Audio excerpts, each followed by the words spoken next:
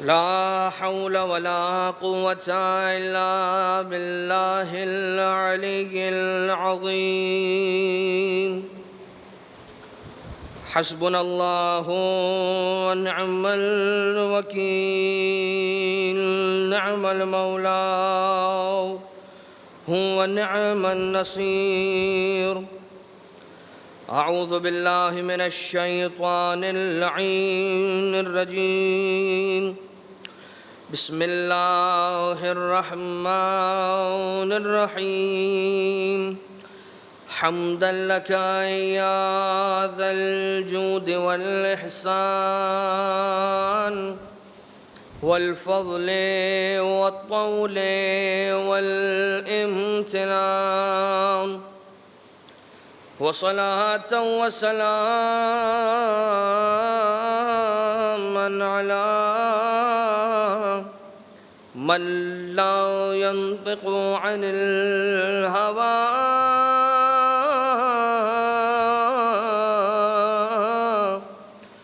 إن هو إلا وحي يوحى.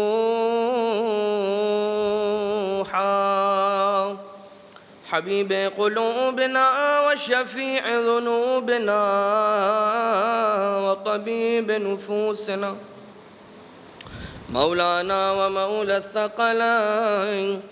جد الحسن والحسين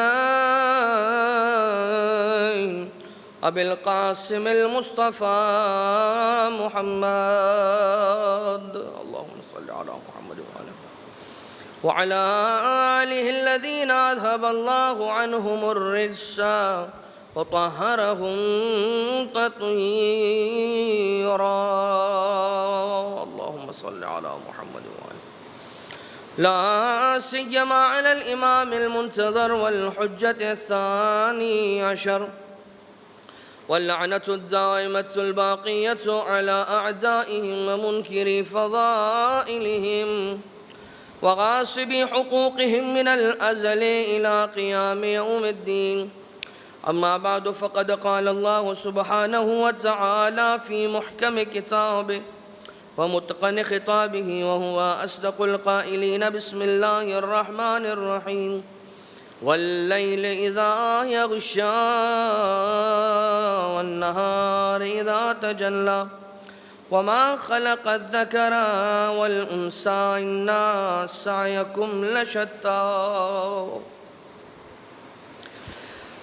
اذان محترم،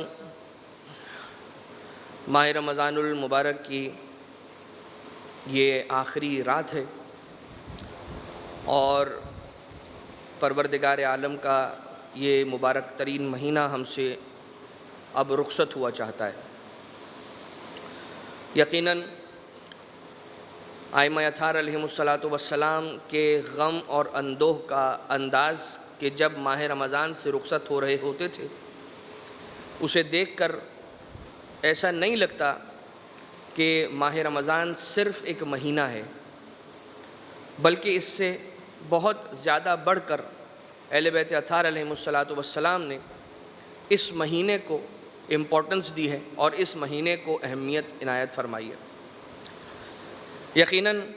آج کی رات تو ماہ رمضان کی رات ہے، مگر کل کے آنے والی رات انشاءاللہ ماہ شوال کی پہلی رات ہوگی، اور مومنین کرام شب عید کے اعتبار سے اعمال اور شب عید کے اعتبار سے تیاریاں اور فطرے کے اعتبار سے اس عبادت کی کوششیں کرنے میں مصروف ہو جائیں گے۔ ایک بات ہمیشہ انسان یاد رکھے اس اعتبار سے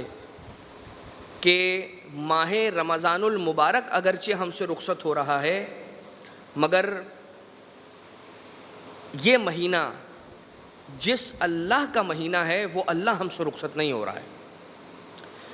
اس لیے کہ ماہ رمضان میں جو تمرین کروائی گئی یا جو ماہ رمضان میں ہمیں اللہ تعالیٰ نے روزوں سے گزارا، بھوک اور پیاس سے گزارا، جن پابندیوں سے پروردگار عالم نے ہمیں گزارا، یقیناً خدا تعالیٰ ہمیں اپنی اطاعت کی طرف بلا رہا تھا، یقیناً پروردگار عالم ہمیں اپنے تقویٰ کی طرف قریب کرنا چاہ رہا تھا۔ لہٰذا یاد رہے کہ اب جو ماہ رمضان گزر جائے گا، جب ماہ رمضان ختم ہو جائے گا،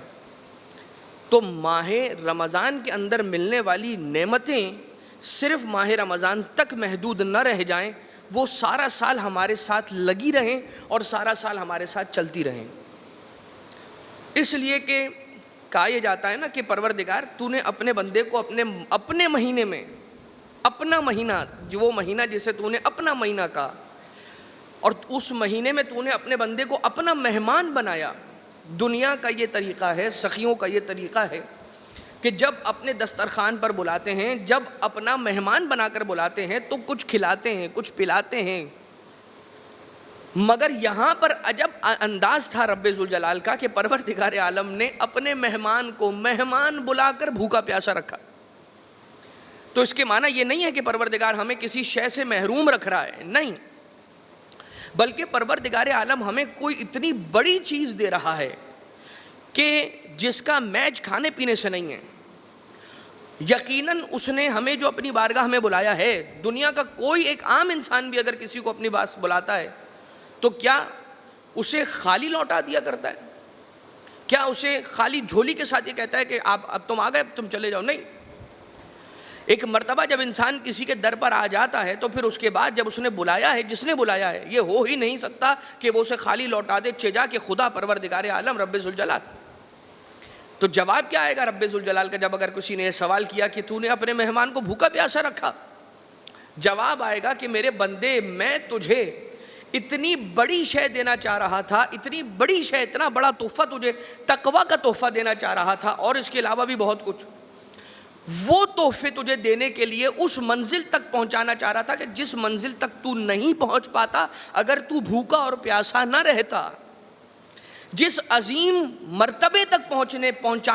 پہنچانا چاہ رہا تھا میں تجھے، اس مرتبے تک پہنچنے کے لیے تیرا بھوکا پیاسا رہنا ضروری تھا، تیرا سو کر پھر دوبارہ سے سحری میں اٹھنا اور جاگنا ضروری تھا۔ اب تو نے جب دیکھ لیا کہ ماہ رمضان کے اندر وہ حلال نعمتیں بھی کہ جو میں نے منع کیا تو نے نہ کھائیں، اب اتنا خیال رکھنا تیرے لیے میں اب یہ پابندی اٹھا رہا ہوں حلال کو نہ کھانے والی بات۔ شوال کے مہینے سے لے کر اگلے ماہ رمضان سے پہلے تک، شعبان کی آخری تاریخ تک تیرے پاس یہ اپورچونٹی اور یہ اختیار ہوگا کہ دن میں اگر جب تو کھانا چاہے حلال کردہ چیزیں کھا سکتا ہے۔ ماہ رمضان میں جب میں نے حلال چیزیں روک دیا تھا کھانے سے تجھے، تو رک گیا، تو اب عام مہینوں میں حرام کھانے سے دور ہو جانا۔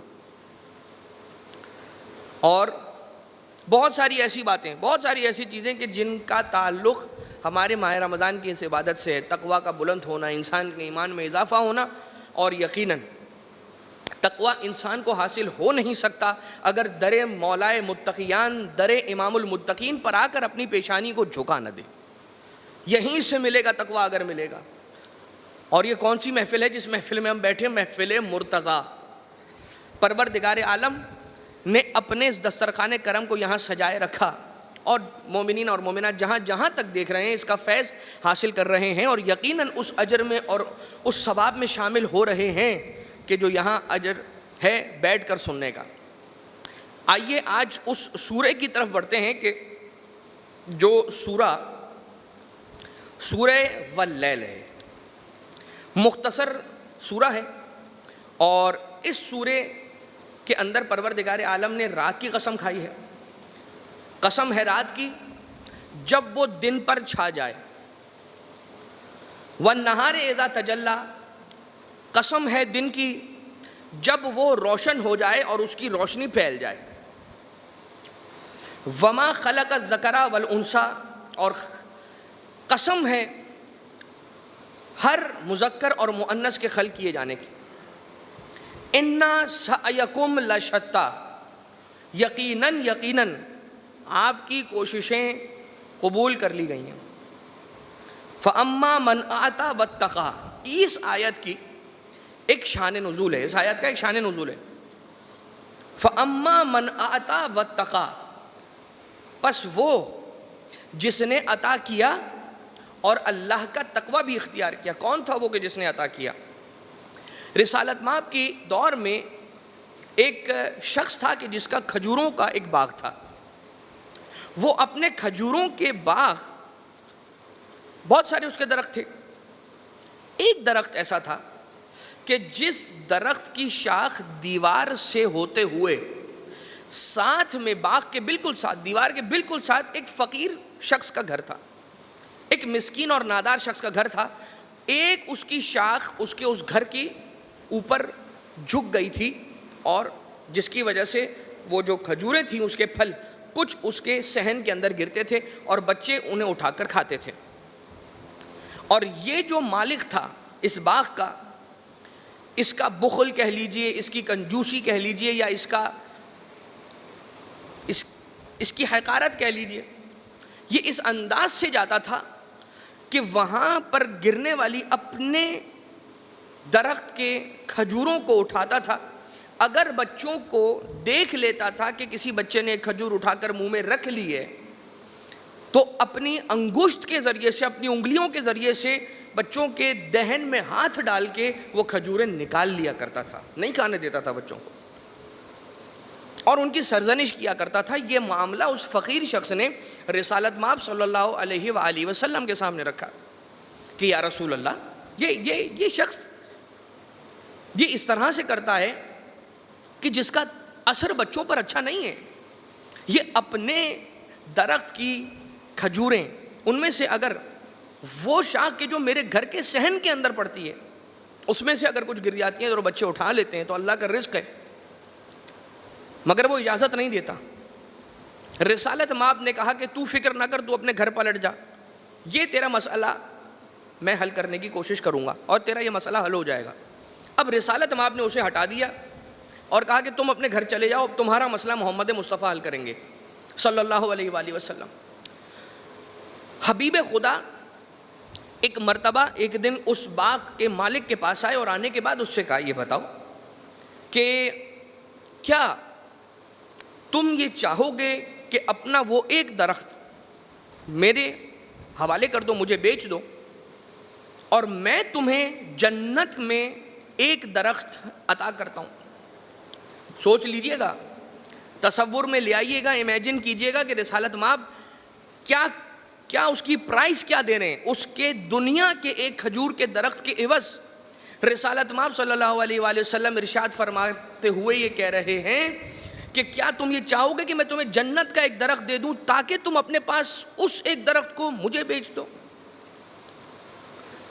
کہتا ہے کہ یا رسول اللہ، میرے جتنے درخت ہیں نا، میرے پاس بہت سارے درخت ہیں،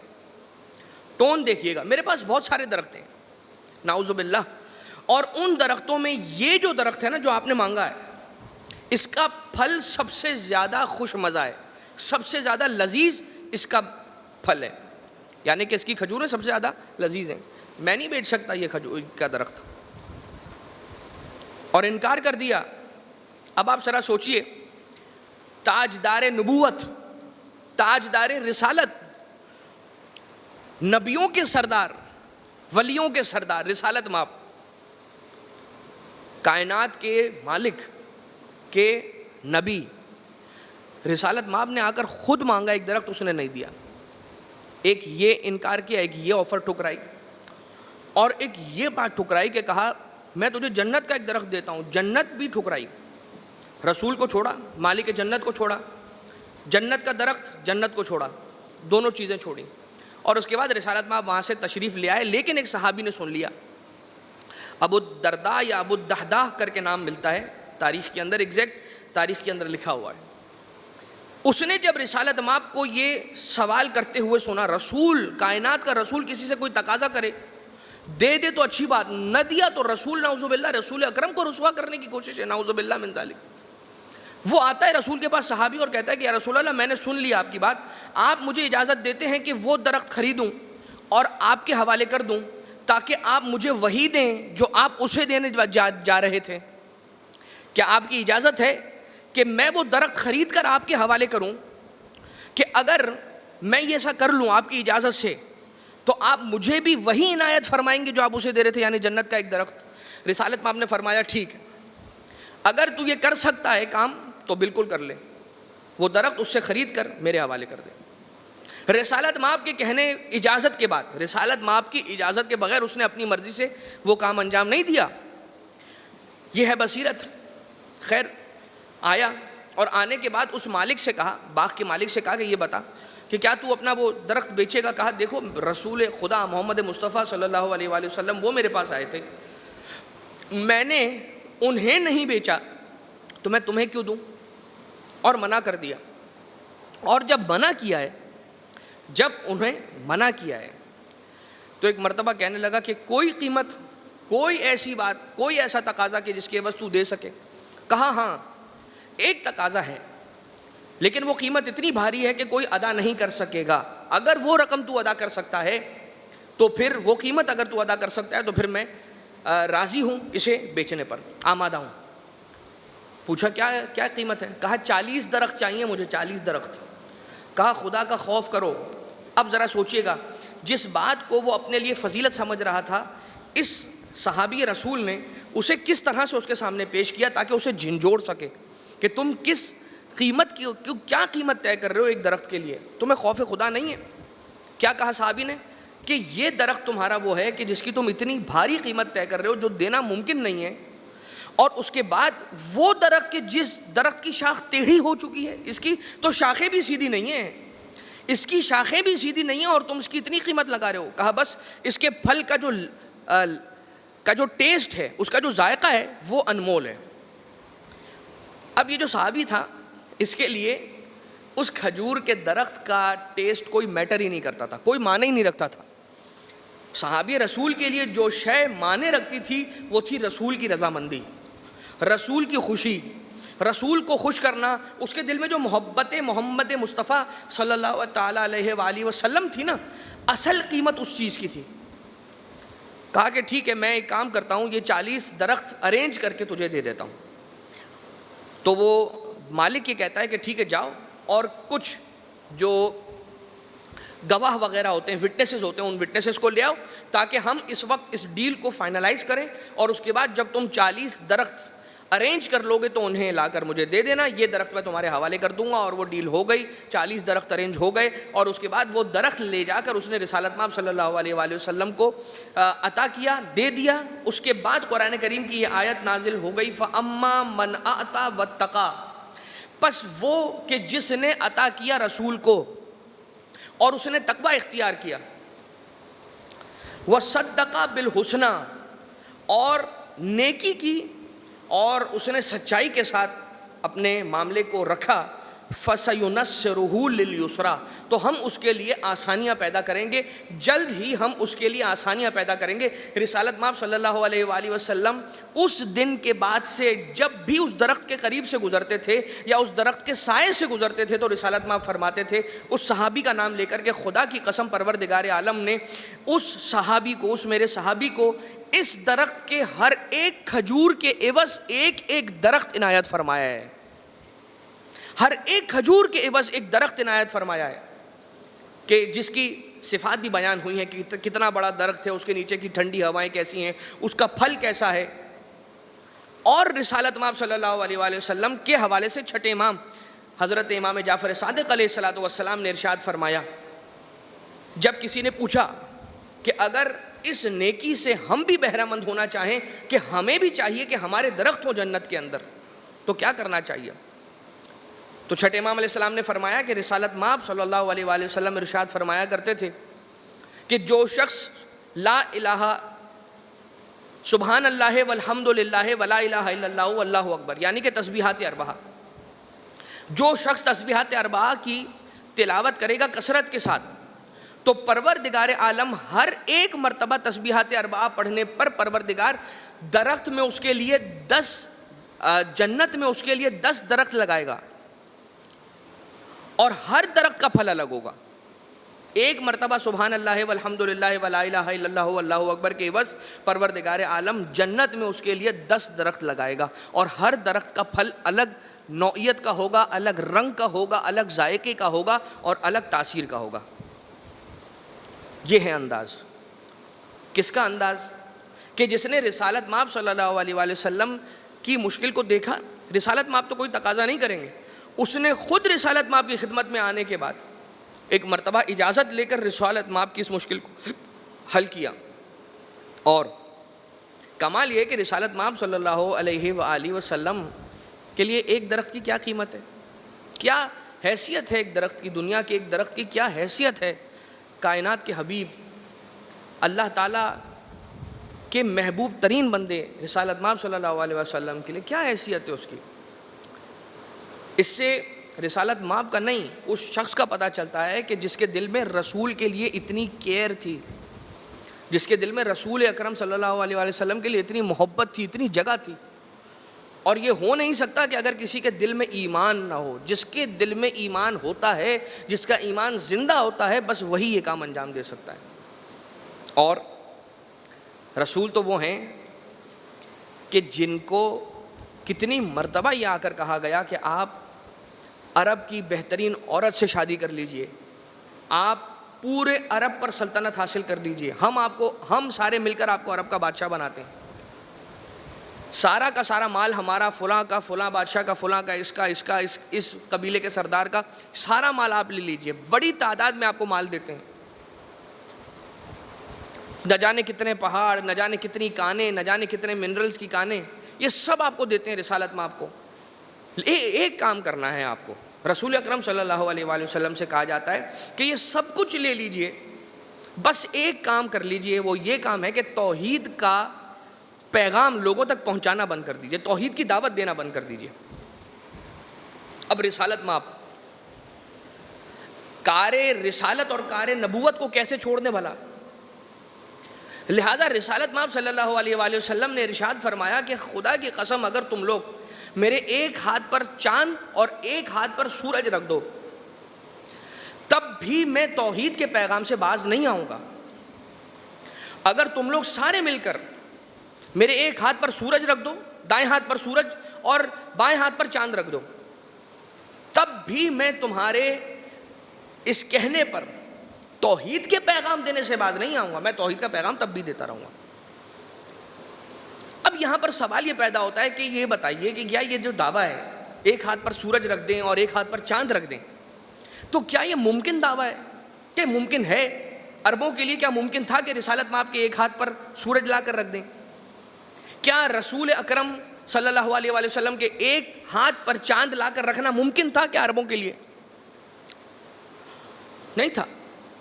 ایک ناممکن دعویٰ ہے کہ جسے پیش کیا جا رہا ہے۔ کیا وجہ ہے کہ ایک ناممکن دعویٰ لا کر پیش کیا جا رہا ہے؟ یعنی نہ عرب رسالت مآب کے ایک ہاتھ پر سورج رکھ سکتے ہیں اور نہ رسول رکھوا سکتے ہیں۔ یقیناً رسالت مآب کو پروردگار عالم اتنی معجزاتی طاقت دے سکتا ہے کہ اگر خدا چاہے تو پروردگار عالم اپنے حبیب کو اتنی طاقت دے دے کہ ایک ہاتھ میں سورج اور ایک ہاتھ میں چاند رکھ لیں،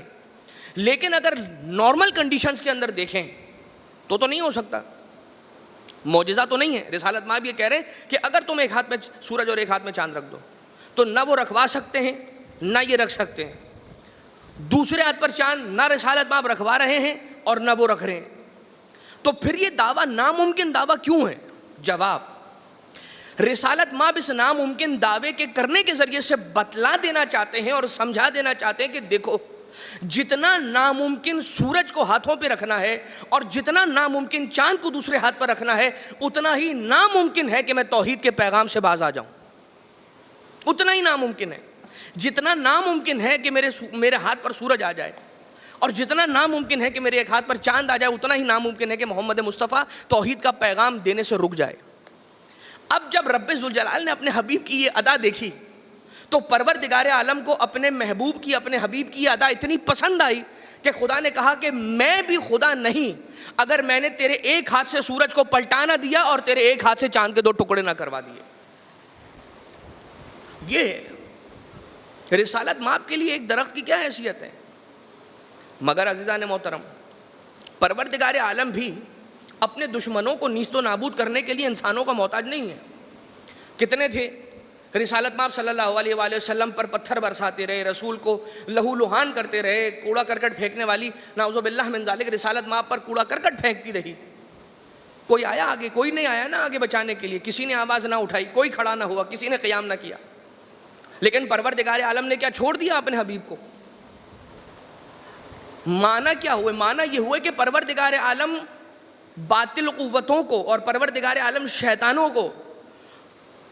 رسوا اور ذلیل و خوار کرنے کے لیے اور تہس نہس کرنے کے لیے انسانوں کا محتاج نہیں ہے. میں آپ کی خدمت میں مثال پیش کرتا ہوں, صرف دعویٰ نہ ہو تاکہ دلیل بھی ہو جائے ساتھ میں. اب دلیل کیا ہے اس کی؟ دلیل یہ ہے کہ جا کر آپ آج بھی دیکھیے دارالامارہ شہر کوفہ کے اندر موجود ہے. کہاں ہے دارالامارہ؟ صرف ایک بورڈ ہے, اور اس بورڈ کے پیچھے جو جھاڑیاں ہیں, جو ویڈز ہیں, وہ جھاڑیاں بھی ایسی ہیں کہ اب اتنی بڑی ہو گئی ہیں وہ جھاڑیاں کہ جو اس کی روئنز ہیں دارالامارہ کے, وہ اب ٹھیک سے نظر بھی نہیں آتے. مگر وہاں پر دارالامارہ ہوا کرتا تھا, لوگ بتاتے ہیں. اور جو وہاں پر باؤنڈریز بنی ہوئی ہیں نا, اس کی وہ اس طرح کی بنی ہوئی جیسے کہ ایک قلعے کی باؤنڈریز بنی ہو کہ جو ٹوٹ کر ختم ہو چکی ہیں, اور اب ان کی صرف باقیات رہ گئی ہیں. اب جو پروردگار ہم سب کو جلد نجف ہو, کربلا ہو, سامرہ ہو, کاظمین ہو, مشہد و قم, مکہ و مدینہ کی زیارت نصیب فرمائیں. جو جائیں گے وہ دیکھیں گے, اور جو جا چکے ہیں وہ دیکھ چکے ہیں کہ شہر کوفہ کے اندر یہ جو دارالامارہ کی باقیات ہیں اس کی کیا تاریخ ہے. ابن زیاد تخت کوفہ پر بیٹھا, اور ابن زیاد کے دور میں جب ابن زیاد کا یہ ٹینیور ختم ہوا تو جناب مختار آئے, اور آنے کے بعد انہوں نے ابن زیاد کو قتل کیا, اور اس کے بعد خود تخت خلافت پر آ کر بیٹھے. یہاں تک کہ دور آیا عبد الملک ابن مروان کا. جس دن عبد الملک ابن مروان کا دور آیا, اس دن اس کے تخت نشینی کی جو تقریب اور سیریمنی ہوئی, ایک بزرگ, ایک بوڑھا شخص کھڑا ہوا دربار میں سے, اور کھڑا ہو کر یہ کہتا ہے کہ بادشاہ اگر جان کی سلامتی ہو تو ایک بات کہنا چاہتا ہوں آپ سے. کہا کہ تمہیں جان کی سلامتی دی ہم نے, کہو کیا کہنا چاہتے ہو. کھڑا ہوا, بوڑھا شخص ہے, بوڑھا شخص بہت پرانا, پتہ نہیں کس زمانے کا ہوگا. ایک مرتبہ کہتا ہے کہ میں اس دور کے اندر بھی تھا, میں وہ دن بھی اسی دربار کوفہ میں دیکھا تھا دارالامارہ کے اندر, کہ جس دن ابن زیاد اپنے تخت پر بیٹھا ہوا تھا اس کے قدموں میں تشت تھا, تشت میں کٹا ہوا سر حسین ابن علی علیہ السلام رکھا ہوا تھا, اور وہ مولا کے نواسہ رسول کے لبوں کے ساتھ, دندان مبارک کے ساتھ گستاخی کرتا جاتا تھا. پھر وہ دن بھی آیا کہ جس دن میں نے مختار کو اسی تخت پر بیٹھا دیکھا, اور ان کے قدموں میں ایک تشت رکھا ہوا تھا, اور اس تشت کے اندر کٹا ہوا ابن زیاد کا سر رکھا ہوا تھا. اور پھر وہ دن بھی آیا کہ جس دن مصعب ابن زبیر وہ آ کر تخت نشین ہوا, اور اس کے قدموں میں تشت رکھا ہوا تھا, اور اس تشت کے اندر مختار کا کٹا ہوا سر رکھا ہوا تھا. اور ایک آج کا دن ہے کہ جس دن آپ تخت خلافت پر آ کر, یا تخت بادشاہت پر اور تخت گورنری پر آ کر بیٹھے ہیں, اور آپ کے قدموں میں تشت رکھا ہوا ہے, اور اس تشت کے اندر مصعب ابن زبیر کا کٹا ہوا سر ہے. جملہ مکمل نہیں ہوا اس کا, اس بوڑھے شخص کا. وہ کہتا ہے کہ مجھے نہیں معلوم کل کون آئے گا جو تخت پر بیٹھے گا اور اس کے قدموں میں تشت رکھا ہوا ہوگا, اور اس تشت میں آپ کا کٹا ہوا سر ہوگا. جیسے ہی یہ سنا ہے, ایک مرتبہ بادشاہ پر یعنی کہ عبد الملک ابن مروان پر کپ کپی طاری ہو گئی, اور وہ فوراً سے تخت کو چھوڑ کر کھڑا ہوا اور کہنے لگا کہ یہ جگہ دارالامارہ نہز جگہ ہے, یہاں پر پروردگار عالم کا غضب نازل ہو چکا ہے, یہ جگہ منحوس ہو چکی ہے, لہٰذا اس جگہ کو ویران کر دیا جائے, اور اب کوئی اس عمارت کے آس پاس سے بھی نہ بھٹکے. اور یوں پروردگار عالم نے باطل کو باطل کے ساتھ ٹکرا کر ختم کر دینے کی مثال ہمارے سامنے پیش کی. یہ وہی دربار کوفہ ہے کہ جس دربار کے اندر, جس دربار کی چھت سے سرکار مسلم ابن عقیل علیہ السلام کے سر اور تن میں جدائی ڈالی گئی تھی اور انہیں دھکیل کر شہید کر دیا گیا تھا. یہ وہی دربار کوفہ دارالامارہ ہے کہ جہاں پر نبی و علی زادیوں کو لایا گیا تھا, اور جہاں پر بے چادر کے, بے مکنے کے بیبیوں کو حاضر کیا گیا تھا, اور کبھی کسی بیوی کا نام لیا جاتا تھا, کبھی کسی بیوی کا نام لیا جاتا تھا. مگر آج سرکار مسلم کا روضہ بھی دیکھ لیجئے, اور آج جناب زینب کبریٰ کا روضہ بھی دیکھ لیجئے, اور آج دارالامارہ بھی ڈھونڈ لیجئے اگر آپ کو مل جائے تو. یہ پروردگار عالم کا نظام ہے کہ وہ باطل کو باطل سے ٹکرا کر کیسے ختم کر دیا کرتا ہے, وہ علی کل شیء قدیر ہے. بس عزیزان محترم, آج کی حد تک بات یہاں پر اپنے اختتام کو پہنچی. یہ وہ گھرانہ ہے اہل بیت اطہار کا گھرانہ کہ جس گھرانے نے بڑی مصیبتوں کو سہا ہے. دربار کوفہ کا ذکر آیا, اور دربار کا ذکر آیا تو کسی نے مولا سید سجاد علیہ السلام سے یہ سوال کر لیا تھا مدینہ واپسی کے بعد کہ اے آقا یبن رسول اللہ، یہ بتائیے ہم نے مسلم علیہ السلام کو بھی دیکھا تھا دربار کوفہ میں، مگر جب وہ آئے تھے ان کے ہاتھوں میں ہتھکڑیاں بھی تھیں، گلے میں خاردار توق بھی تھا، پاؤں میں بیڑیاں بھی تھیں، مگر ایسے سینہ تان کر کھڑے تھے، ابن زیاد کی آنکھوں میں آنکھیں ڈالتے تھے اور حق بولتے ہوئے بالکل بھی نہ گھبراتے تھے۔ پھر وہ وقت آیا کہ ہم نے جناب مختار کو بھی دیکھا کہ انہیں زنجیروں میں جکڑ کر لایا گیا، ابن زیاد کے سامنے پیش کیا گیا، مگر ابن زیاد کی آنکھوں میں آنکھیں ڈال کر بات کرتے تھے جناب مختار۔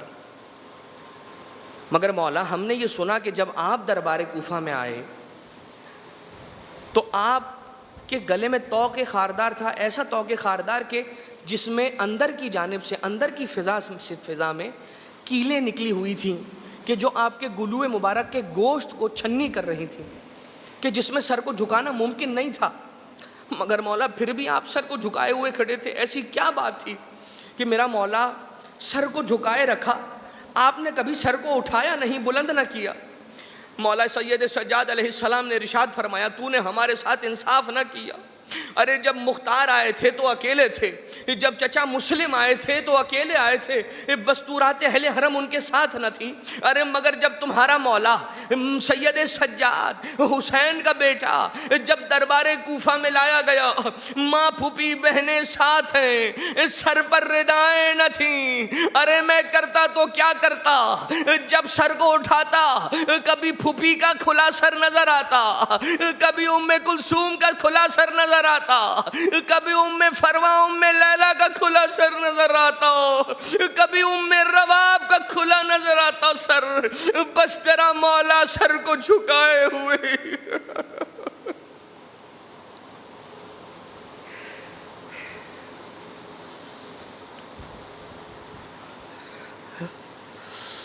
الا ولعنۃ اللہ علی القوم الظالمین وسيعلم الذین ظلموا آل محمد ای منقلب ینقلبون۔ پروردگارہ تجھے واسطہ محمد و آل محمد کا ہماری اس عبادت کو اپنی بارگاہ سے مقبول و منظور فرما، پروردگارہ اس توسل کو اپنی بارگاہ سے مقبول فرما۔ بار الہ تجھے واسطہ محمد و آل محمد کا امام زمانہ علیہ السلام کے صدقے میں تمام مومنین اور مومنات کی مشکلات کو حل فرما، امام زمانہ علیہ السلام کے صدقے میں تمام مرحومین کی قبروں پر اپنی رحمتوں کی بارش نازل فرما، امام زمانہ کے صدقے میں رزق و روزگار کی پریشانی میں مبتلا مومنین کہ رزق و روزگار کو وسیع فرما۔ پروردگار جو اولاد کے متمنی ہیں امام زمانہ کے صدقے میں انہیں نیک اور صالح اولاد عنایت فرما، جو صاحبان اولاد ہیں ان کی اولاد کی حفاظت فرما، اس وبائی مرض سے تمام مومنین اور مسلمین کو محفوظ فرما، جو مریض الاحوال ہیں انہیں شفائے کلی عنایت فرما، اپنے گھروں کے ماحول کو امام کی تعلیمات کے مطابق ڈھالنے کی ہم سب کو توفیق عنایت فرما۔ ربنا تقبل منا انک انت السمیع العلیم، بجاہ محمد و آلہ الطیبین الطاہرین۔ ایک سورہ فاتحہ کی تلاوت کی گزارش ہے۔ مرحوم فدا حسین محمد علی آڑت، مرحوم نور علی فدا حسین آڑت، مرحومہ زبیدہ قاسم علی رحمانی، مرحوم علی اصغر کھوجا، مرحوم خادم حسین کھوجا، مرحوم سرور حسین سلیم رحیم، مرحوم حسین احمد ایڈن والا، مرحومہ صغرا بائی غلام حسین، مرحوم حسین محمد علی مولو اور ان کے خاندان کے تمام مرحومین، مرحومہ خیر النساء رحمۃ اللہ ماؤجی اور ان کے خاندان کے تمام مرحومین، مرحومہ کلثوم بائی عبداللہ سومجی، مرحومہ زاہدہ حسین مولو زوجہ محمد حسین کپاسی، مرحوم اکبر فاضل دھیرانی، مرحوم قاسم علی محمد علی دینا، مرحومہ فاطمہ بائی جمعہ لاڈک، مرحوم منیر احمد شریف، مرحومہ معصومہ بائی علی محمد وسرام، مرحومہ ممتاز بانو برکت علی نایانی، مرحوم حیدر علی عبد الحسین ماؤجی، مرحومہ زینب بائی رجب علی خاکو، مرحوم رجب علی حسن علی راجانی اور ان کے خاندان کے تمام مرحومین، مرحومہ زہرا بانو ولی محمد اور ان کے خاندان کے تمام مرحومین، مرحومہ فاطمہ بانو ولی محمد اور ان کے خاندان کے تمام مرحومین، مرحوم رمضان علی ولی محمد اور ان کے خاندان کے تمام مرحومین، مرحومہ زرینہ بانو عبد الحسین، مرحوم دلاور حسین فدا حسین حیدرآباد والے اور ان کے خاندان کے تمام مرحومین، مرحوم محمد جعفر سلیمان خاکو، مرحومہ سکینہ علی محمد لیلا، مرحوم روشن علی قاسم علی ناصر، مرحوم قاسم علی رجب علی سلیمان خاکو، مرحوم رجب علی سلیمان خاکو، مرحوم احمد نظر علی، مرحوم انور علی راشد جیسانی، مرحومہ فاطمہ بنت محمد قاسم، مرحومہ زینب بائی فاضل، شہید سجاد حسین سپاری والا اور ان کے خاندان کے تمام مرحومین، مرحوم احمد عبداللہ غلام حسین ایڈن والا اور ان کے خاندان کے تمام مرحومین، مرحوم فدا حسین فاضل تنسی اور ان کے خاندان کے تمام مرحومین، حاجی بھائی مراج خاندان کے تمام مرحومین، احمد بھائی مراج خاندان کے تمام مرحومین، مرحومہ زہرا بائی مصطفیٰ حاجی بھائی مراج شرافت علی خاندان کے تمام مرحومین، بانیان مجلس کے تمام مرحومین، کل مرحومین مومنین اور مومنات، شہدائے ملت جعفریہ، شہدائے ایمان اور وہ مومنین مومنات جن پر فاتحہ پڑھنے والا کوئی نہ رہا، اور خصوصیت کے ساتھ مراجع اعظام جو اس دنیا سے رخصت ہو گئے، رحم اللہ من قرأ الفاتحہ۔ بسم اللہ الرحمن الرحیم، الحمد للہ رب العالمین، الرحمن الرحیم، مالک یوم الدین، إياك نعبد وإياك نستعين، اهدنا الصراط المستقيم، صراط الذين أنعمت عليهم غير المغضوب عليهم ولا الضالين. اللهم اغفر للمؤمنين والمؤمنات والمسلمين والمسلمات الأحياء منهم والأموات، تابع بيننا وبينهم بالخيرات إنك مجيب الدعوات، إنك على كل شيء قدير، برحمتك يا أرحم الراحمين. اللهم صل على